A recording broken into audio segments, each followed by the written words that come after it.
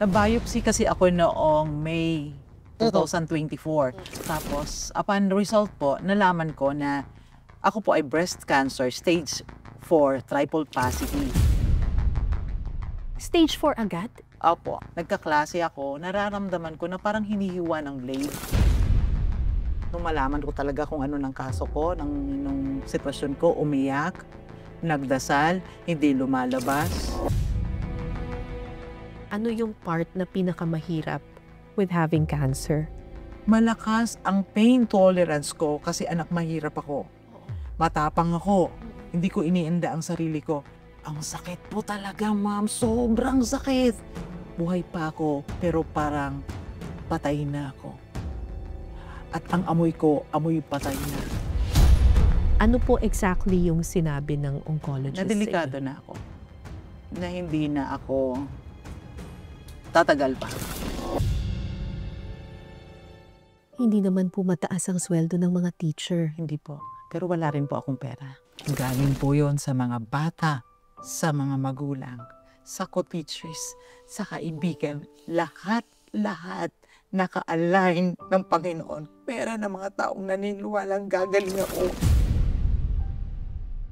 Pag stage 4 cancer na usually ang advice dyan ay magpahinga para magpalakas. Pero kayo po ay hindi tumigil sa pagtatrabaho. Bakit po? Malakas po. At ang usapan namin ng Panginoon, sa panahong ako yung malakas na, pagbabalik ako sa pagtuturo para magpastol sa mga bata. Magandang araw po mga kapuso. Alam niyo po ba na 96 na Pilipino ang namamatay sa cancer araw-araw? Pero ang kwento po natin ngayong araw ay hindi po kwento ng lungkot at pagkamatay, kundi kwento ng buhay at pag-asa. Oo, tungkol po sa cancer ang topic natin ngayon, pero tungkol sa pag-asa at sa buhay na dulot ng sakit na ito. Ako po si Cara David ng iListen.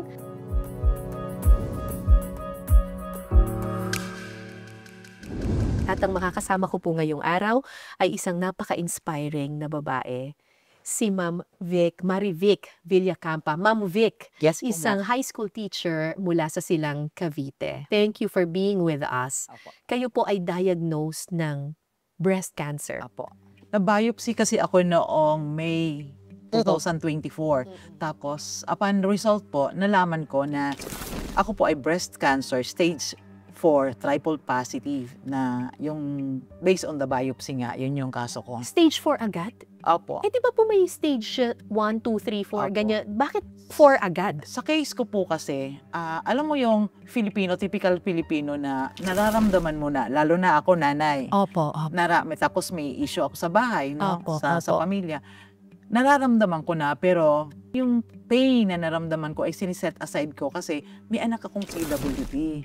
Tapos yung asawa ko din, inatake sa puso at may dialysis. So, yung mga ganong pinagdaanan ko, hindi ko masyadong pinapansin ang sariling pain na meron ako. Finally po, noong 2023, lumaki na yung daddy ko. Napansin ko na. Tapos namumula na siya. Isa lang. No, isa lang. Lumaki ibig sabihin nagkaroon ng bukol? Opo, lumaki. As in, sobrang laki. Kung ito yung typical kong dede, Oo, yung oo. dumoble siya ng size. Ganon. Tapos, pumupula. Tapos, habang nagkaklase ako, nararamdaman ko na parang hinihiwa ng blade. Oh my God. Yung mga, alam mo yung pakiramdam ng hiniwa ng blade? Oo. Tapos, mawawala yon. Tapos, in a few seconds, hiwa na naman ng blade. Tapos sabi ko, kailangan kong patingnan yung sarili ko. So, nalaman ko na. Kaya lang, yun nga yung sinabi ko kanina na pag nanay ka, hindi mo iniintindi. Yung mga nanay ng mga Pilipino tayo. Hindi natin iniintindi yung sakit. Mas naiintindi natin yung sakit ng iba. Ng pamilya. Lalo na ako. Pinapakita kong okay lang ako. Okay lang sa lahat ng bagay. Pero alam kong iba na ang pakiramdam ko kasi sumasakit na. I know you're a very strong woman, pero I'm sure mahirap pa rin ang cancer. Ano ang pinakamahirap na bahagi ng pagkakaroon ng cancer? Nung nalaman ko po, nag-moment ako for 1 week. Nag-moment ako. Hindi ako lumabas sa kwarto. Nagsiself-motivate kasi ako sa sarili ko. Ugali ko yun, ma'am. Marivic, nakakahiya kay Lord. Hindi yan ang usapan yun ni Lord. At saka hindi ka nilikha ni Lord na ganyan. Tumayo ka na. hindi pwede, kumilos ka, harapin mo ang katotohanan. Doon po. Tapos sabi Anong ko, ginawa ninyo nung 1 week na nandun kayo?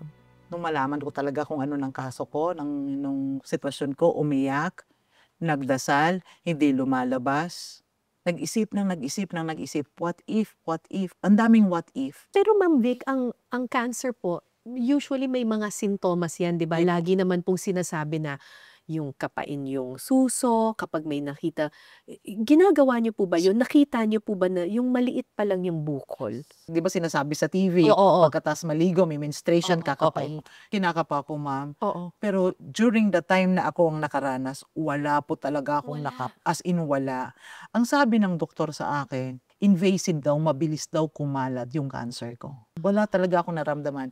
So biglaan na lang, yung biglang malaking Malaki. bukol na. Tapos pumula. Pero sabi kasi nila, inverted ang nipple. Up to this time, ma'am, hindi inverted ang nipple ko. Oo. Diretso pa rin. Tapos kinakapa ko siya, hindi siya sobrang tigas. Tapos eventually na lang, naramdaman ko, as yung progress ng pagpupula-pula niya, tumitigas na siya. So biglaan, yung nakuha ninyong cancer talagang biglaan dumating. Opo, opo. Paano po sinabi sa inyo ng doktor na may cancer po kayo? Wala pong diagnosis pa. Basa lang doon sa result ng mammogram. Oo. Pumasok ako sa chapel ng iniyak ko na po lahat. Kasi sabi ko kay Lord nung nagdasal ako, Lord, yung anak ko, binuhay niyo. Kung matos po yun ng 4 na araw. Yung asawa ko, nabuhay. Sa pangatlong pagkakataon, Lord, nasubok ang katatagan ko at pananampalataya ko sa iyo. Pero Lord, sa journey na ito, kaano man kabigat, binibigay ko na sa inyo. Tinatanggap ko. Tatakbuhin ko ang journey na to, ang prosesong ito, pero alam ko, Lord, sa dulo, mananalo tayo. Kasi alam kong hindi mo ako pababayaan, mahal mo ako. Tapos nagpa-pray over ako sa pare. Sabi ni Father, mamaya ka na, okay ka. Ipipray over ko muna yung nasa likod mo. Nung sinabi yun ni Father na okay ako, talagang sabi ko doon pa lang, Lord, answered prayer ang binigay mo sa akin sa isang salita lang ng pare. Okay ako doon. Tapos, hindi na po ako nagpapa-check up kasi nga nasa Singapore yung doktor ko na libre sana. Oo. Pero hindi niyo pa alam na may cancer kayo, Hindi no? po, hindi. Okay. Pero yung salitang malignant, Oo. tumatatak na sa utak ko yun. Oo. Kaya yung mga early preparation sa buhay ko, iniunti-unti ko na. Oo. Pero hindi rin ako pwedeng umalis kasi nga ako yung breadwinner ng pamilya. Kailan po sinabi sa inyo? Eksaktong date, May 21, 2024, last year, pagkatapos po ng biopsy sa akin. Sinabi ko naman sa surgeon ko na okay ako, ready na ako. Tapos nung sinasabi niya sa akin, ma'am, ito na po yung result. Ang hinawakan ko lang, nahawakan ko nga yung kamay ng doktor ko, surgeon, sabi ko, thank you, doc, ready na ako. Tanggap ko na. Anong pagkakasabi po? Siguro pinaka-less na to, 6 months. Ano Kasi ibig sabihin 6 months? yung lifespan ko. Kasi sobra. Kung makita niyo po ako. Sinabi po sa inyo na meron kayong breast cancer. Opo. Pero At kasi, sinabi you have 6 months Opo. to live. So, nirefer po kayo sa oncologist. Opo. At ano po exactly yung sinabi ng oncologist? na delikado na ako. Na hindi na ako tatagal pa. Parang ganon. Kasi pinaka-less, 6 months sa buhay ko. Nung narinig niyo po na sinabi sa inyo yun, Wala lang po. Okay lang ako. hindi po kayo kinabahan? Hindi, tanggap ko na po. Acceptance ko kasi dahil hindi papayag ang Diyos. Naniniwala ako sa sinasabi niya kasi sabi ko nga, science yon, fact, katotohanan yon. Pero alam kong hindi yun nga mangyayari sa buhay ko. Dahil sa ikatlong beses na may kwento ang buhay ko ng unos. Ang unos hindi nagtatagumpay, bumabawi. Nagiging kalmado ang dagat para sa akin. Alam niyong ipaglalaban kayo ng Panginoon. Yes po, exactly. Sabi ko, hindi papayag ang Diyos na mangyayari sa akin to dahil anak ako ng Diyos. Ang sabi ko sa oncologist ko, Doc, wala ba kayong magagawa sa kaso ko? Sagot sa akin ng doktor kong mabait at mahal ako. Tatanong ko po sa consultant ko. Habang naglalakad kami sa labas, sabi ng pinsang ko, sa lahat ng sinabihan na ganito na lang ang buhay mo, nakatawa ka pa. Sabi ko, hindi, okay lang ako. Sabi niya, bakit? Alam kong may Diyos at hindi talaga papayag ang Diyos na mangyayari sa akin. Espesyal niya akong anak, kaya pinapakita niya sa akin Sabi ko nga, itong journey na to, ipoproseso ko, pero hindi ako pababayaan ng Diyos. Panalo ako sa laban na to. While ongoing yung chemo ko, sabi nung kaibigan ko, sabi ni Doc, kung madisgrasya ka daw, kasalanan mo. Kasi pinabayaan mo daw. Sabi ko, oo, alam ko na yun eh. Alam mo na, oo, kasi tingnan mo naman yung kaso ko. Pero finally, ma'am, ang lahat ng what if ko ay pumasok pa rin ang pagiging positibo ko sa buhay. Na sabi ko nga, Marivic, tumayo ka, nakakahiya sa Panginoon. Sabi mo, mananalo kayo pero ang ginagawa mo ay pagkatalo ng laban nyo. Hindi pwede yan, special ka, sabi mo, tumayo ka. Gawin mo ang dapat mong gawin. Doon po, nagdesisyon na ako. Doon, tuloy-tuloy na po ako. Sabi ko, ano man ang sakit, basta kung ano na yung gustong gawin ng mga anghel na padala ng Panginoon sa akin, matapang kong haharapin yon. Dahil alam kong yayakapin ako ng Panginoon sa panahong ako'y nasasaktan. Pero yung pain po, in terms of pain, ano yung part na pinakamahirap with having cancer? Ang sakit po talaga, ma'am. Sobrang sakit. Isang araw, sabi ko sa ate ko, pupunta ako dyan sa Zambales. Bakit? Hindi ko kaya. Pagkasalita ko ng hindi ko kaya, sobra ng tulo. Sobrang sakit. Hindi ako makakatulog. Siguro yung may mga breast cancer, ma'am, nararamdaman ito. Malakas ang pain tolerance ko kasi anak mahirap ako. Matapang ako. Hindi ko iniinda ang sarili ko. Pero yung naramdaman ko sa panahong yon na hindi pa ako nagpapagamot, sobrang sakit. As in parang sinasaksak, kanon? Hinihiwa. Alam mo yung kutsilyong matalas, tas parang ginaganon-ganon na pinaglalaruan ka. Sabi ko nga sa asawa ko, ma'am, buhay pa ako pero parang patay na ako. At ang amoy ko, amoy patay na. Kasi sobrang baho. Dahil wala akong tamang medikasyon, kung ano-ano lang yung tinatapal ko dito na nakakadagdag ng pagka-infeksyon ng daddy ko. Pero nung nagpa-ospital po ako, mabibigyan pala ako ng tamang treatment. Alam niyo po, sabi ng mga katabi ko sa bed, akala nila wala akong sakit. Kasi nagjo-joke ako. Yung bubbly personality, yung gano'n, yung gano'n. Pero pag sumigaw daw ako, sobra daw palang sakit ng naramdaman ko. Kasi hindi ko na napapansin ang mga katabi ko. Ang napapansin ko lang, sakit. Wala na akong pakialam kung nakaistorbo ako sa katabi ko. Basta ang alam ko lang masakit. Pag hindi ako na-dressing, sobrang sakit. Salamat na lang sa wound management ng ospital. At unti-unting gumaling ang sugat ko na tuyo. Isa pang masakit sa chemotherapy ay yung gastos. Sobrang gastos. Mahal magpa-chemotherapy. If I'm not mistaken, ang isang chemotherapy session ay nasa 20,000 to 120,000 pesos. And ilang beses ginagawa yung chemotherapy? Weekly. Weekly. Dahil charity ako, akin yung service akin yung gamot. Libre yung doktor. So magkano ginagastos lang ninyo? Nasa 70,000. Per week? Per week. Hindi naman po mataas ang sweldo ng mga teacher. Hindi po. Pero wala rin po akong pera. Alam niyo po ba? Oo. Galing po yon sa mga bata, sa mga magulang, sa co-teachers, sa kaibigan. Lahat naka-align ng Panginoon para madugtungan ang buhay ko. Hindi ko po pera. Pera ng mga taong naniniwalang gagaling ako. Nag-ambag-ambag. Ang bag po ko, teachers ko, naniniwala po kasi sila doon sa prayer ko, nag-agaling ako. Magkano po ang nalikom na pera? Iba-iba po, kasi bawat likom, gasto sa ospital. Bawat likom, gasto sa ospital.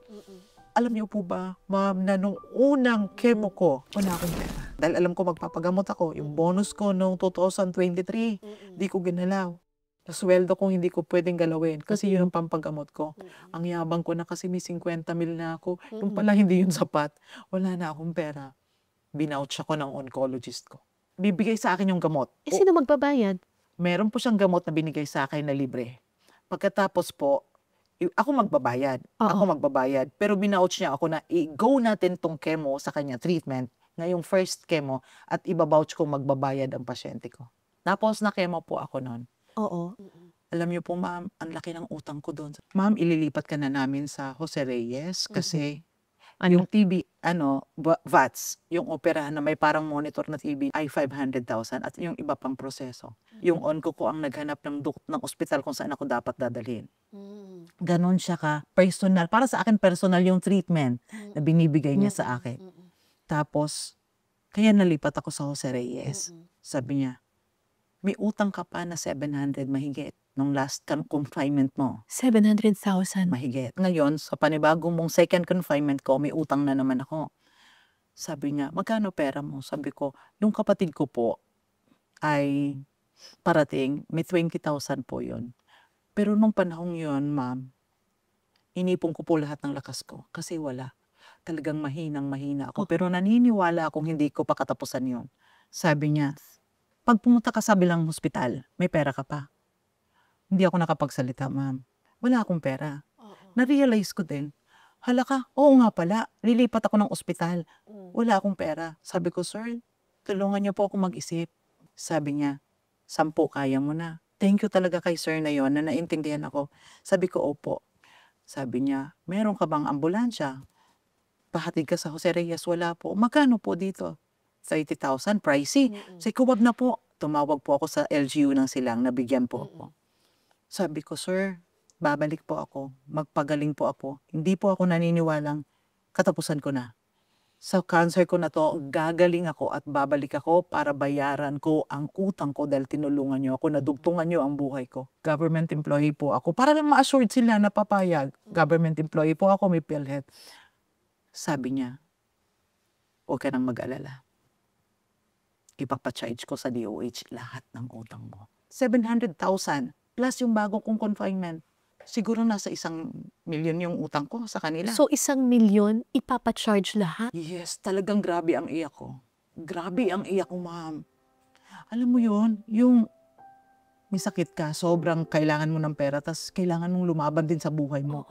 Tapos etong malaking biyaya na ipapacharge, huwag kang mag-intindi sa utang mo. Grabe, umiyak ako. Sabi ko, Lord, talagang tuloy-tuloy. I mean, gagaling ako with all this blessing na natatanggap ko na hindi mo ako pinahihirapan. Alam niyo po ba, ma'am, yung katabi ko, teacher din siya. Sabi niya, ma'am, ang swerte mo. Ipapanalangin ko rin po na ganun din ang mangyayari sa akin para hindi na po kami mahirapan ng pamilya ko na maghanap ng pera para pambayad sa ospital. Wow! Opo, totoo What po. a blessing. Opo, talagang grabe ang iyak ko noon. Sabi ko nga, Lord, salamat. Kaya ngayon, naintindihan ko na, ma'am, na hindi na ako pwedeng mag-isip na mag-doubt sa Panginoon. Because anything is possible. Yes, at saka lahat ng mga inaalala ko, sinasagot ng Diyos. At patunay yun ng mga oras na yun, ma'am, sinasabi niya, di ba pinagkatiwala mo na sa akin ang lahat? Bakit ka pa nag-alala? Bumitiw talaga ako doon, ma'am. Sa oras na yon, hindi na po ako talagang alam kong pagagalingin ako ng Panginoon. At lahat ng mga iniisip ko, wala lahat yun kasi siya lahat nag-alay ng mga cosmos. Alam mo yun? Para matulungan ako. Malaking bagay din po ang tulong ng DOH, Department of Health. Ngayon po, nasa government hospital na ako sa Jose Reyes, wala na pong bayad. Kailan po sinabi sa inyo ito? May of last year. May of last year. Opo. Ano na po tayo ngayon? Tapos So, po, nalagpasan nyo na yung 6 months na sinasabi. yes, Lord, hallelujah. Yes, ma'am. Napakasaya ko, wala akong pera nung December, ma'am. Pero nung New Year, yung January 1, naghanda ako ng pagkain sa bahay. Celebration yon, hindi lang dahil New Year, kundi celebration of life. Kasi sabi nila hanggang 6 months ka lang, Yes. pero nalagpasan mo na ang Opo. 6 na buwan. Opo. At buhay ka pa rin. Yes! Hallelujah. Ma'am Vic, kayo po ay stage 4 breast cancer. Opo. Bakit nagtuturo pa rin kayo? Bakit kayo po nagtatrabaho pa po? Eh, Ako? usually po pag stage 4 na, marami na pong, usually, di ba? Restrictions. Marami ng restrictions. Pag stage 4 cancer na usually, ang advice dyan ay magpahinga para magpalakas. Pero kayo po ay hindi tumigil sa pagtatrabaho. Bakit po? Malakas po ako. At ang usapan namin ng Panginoon, sa panahong ako yung malakas na, pagbabalik ako sa pagtuturo. para magpastol sa mga bata. Mahalaga sa akin na maturuan ng mga bata, hindi lang edukasyon, academic, kung hindi magbahagi sa kanila at maramdaman sila sa pagpapahalaga at umaasang magagabayan ko sila sa pagiging matagumpay nilang tao sa mga susunod na panahon. Pero Dahil bakit po, pwede naman po siguro, maintindihan naman po siguro ng school na pwede kayong magpahinga? hindi po ayoko po. Kayo po mismo ang Ako po. ayaw ninyo. Ayoko po. Gusto ko po talagang magturo. Dahil para sa akin, nagiging instrument ako ng Panginoon to reach out. Ang mga anak niya na mabago ang pananaw sa buhay, na magiging positibo katulad ko, mas mabibigyan pa ako ng mahabang buhay kung magtuturo ako kasi bukasyon ko tong pagtuturo na to eh. Siguro pag nasa bahay lang ako, mas mabilis ang buhay ko. Ang pagtuturo, ang bukasyon ko, ang buhay ko. Kaya bumabalik ako. Tapos meron din pong mga estudyante na nagpaabot po sa inyo ng mensahe nila na huwag kayong tumigil. Hindi ako pwedeng tumigil kasi siguro dahil natouch ko yung mga buhay nila at nare-reforma ko at nabago ko ang pananaw na maging mas maayos sila. Sabi ng isang estudyante, si Nico, "Ma'am, hindi ka pwedeng mamatay. Kasi sino kami? Sino ako? Kung hindi mo ako kinalabit, hindi ko alam kung saan ako papunta." Alam mo yung mga estudyante ko, minahal ko ng gusto, na kahit yung mga pinakapasaway na inaayawan na ng mga teachers, sila yung mga niyayakap ko at binibigyan ko ng daan na, "Anak, umayos kayo." Doon ko nakuha yung sign ni Lord na matapang na nga ako, tinatanggap ko lahat ito. Pero may mga bata pala, may mga estudyante ako. At may mga bata pa na gustong maramdaman na may teacher na nag-iintindi sa kanila, bina-value sila. Yun yung purpose ko. Kasi marami namang mga teachers pero iilan lang siguro sa tingin ng mga batang ito nakakakita sila ng genuine love para sa kanila ng isang guro na hindi sila bibitawan hanggat hindi naging mas maayos ang buhay nila. Kaya kahit may cancer na kayo, hindi kayo tumigil sa Hindi pagtuturo. po. Kasi baka makaalpas sa akin ang mga batang nangangailangan sa akin. Sabi nung assistant principal ko, si Sir Paul, ganito na yung hinga ko, ma'am. Ganon. Sabi ni Sir Paul sa akin, "Ma'am Vic, magpagaling kayo. Maraming bata nangangailangan ng gurong nanay sa paaralan." Yung salitang yun, ma'am, ang pinanghahawakan ko bumalik. Kasi mahalaga sa akin ang bukasyon ko para madugtungan ang buhay nila. Ayokong makitang pariwara ang bata. Gusto ko maging produktibo sila at makita nila na sa kabila ng aking aking naramdaman, produktibo pa rin akong tao at mag-i-inspire sa kanila at magli-lead sa kanila sa mabuting gawa at sa magiging mabuting tao. Hanggang kailan po kayo magtuturo? Siguro may retirement period tayo no, sa government. Pero sinasabi ko sa sarili ko, kung mag-retire ako, magka-college ako. Kung hindi ako makapag-college, sigurado tuturuan ko ang mga batang nasa lansangan. Kahit na may sakit. Kahit may sakit. Kasi para sa akin, yun ang mission ko. Ngayon po ba, ano po ang status ng inyong cancer? Yung huling PET scan ko last March, lumiit na po. Ay, praise God. Opo, tapos yung buko, hindi na po nag-spread sa liver at sa lungs. Mag-ingat lang daw po ako. Tapos, Pero hindi pa kayo cancer-free. hindi po. Ito po yung prayer ko kasi cancer-free. Sabi ko, Lord, isa pang session, Lord. Isa pa at ipapakita mo talaga sa mga tao, Lord, na ang mga believer, Lord, makukuha nila ang biyaya, ang regalo na kanilang minimithi. Sabi ko rin, basta Marivic, huwag kang lumihis ng landas. Pag sinabi ni Lord, magulay ka. Para pagtagumpay kayo. Yun po. Kaya gusto kong magturo. Pag sinabi nga sa opisina, ay ayoko. Hindi ko mababahagi ang meron ako sa mga bata kung hindi ako magtuturo. So, hindi pa po kayo cancer-free? Hindi pa po ako cancer-free. But you're praying Yes po. Holding po ako doon praying. na Wala na. darating ang panahon mawawala rin ang Yes po. cancer cells. At di ba po ang sabi ng doktor ko, for life na yung chemo ko. Sabi ko naman, hindi mangyayaring for life ang chemo ko. Temporary lang ito dahil totally ma-detach ako sa medical treatment na to.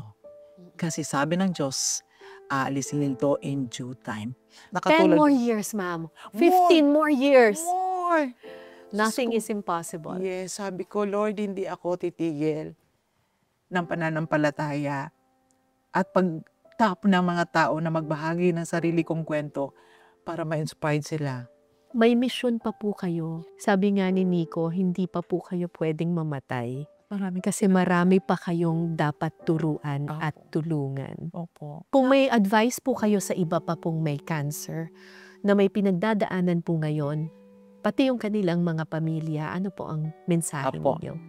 Laging tandaan, ang unos ng buhay ay dumadaan. Kumapit tayo sa Diyos at lahat tayo makakabangon. Kasi sabi nga sa usapang kanto, isang isang signature na lang, ako, mag-e-expire na ako eh. Pero nalampasan ko, ang sakit nyo, tanggapin nyo. Kasi hindi naman yan, wala na kayong magagawa dyan, nandyan na yan eh. Pero dapat, pagtibayan nyo yung emotion nyo. Walang ibang makakatulong sa'yo kung hindi sarili mo lang. Pagtibayan mo. At kumilos ka at manalangin ka at pray like you never prayed before. At ibibigay ng Diyos ang hinihingi. Maraming salamat po. And we are praying for 10, 15, 20 years more or even more. Yes po. Mahal ng Diyos ang mga bata. Mahal din po kayo ng Panginoon. Opo. Salamat. We will pray for you. Opo. We will pray for you. And thank you for being a light too.